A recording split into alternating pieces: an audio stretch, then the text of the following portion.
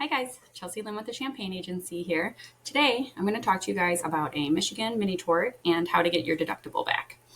I'm going to go over all of what you need right here in under a minute. So you're in an auto accident and you're not at fault. In Michigan, you can often get up to $3,000 from the at-fault driver to cover your deductible. It's called the mini-tort. Step one, when the accident happens, here's what you're going to need. You're going to need to get the driver's name, their insurer, their policy number, and a police report number. From there, you're going to ask their insurer for the mini-tort payment up to $3,000. So you'll file the claim on their insurance. If they won't pay, you can file it in small claims court. That cost is pretty low. Once you get past that, all you'll need is just your repair estimate and then proof of your deductible.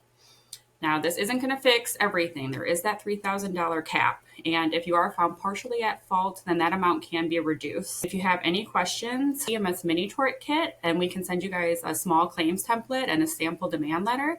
And of course, if you guys have any questions, you can always call us at the office, 734-282-8700. Thanks. Have a good day.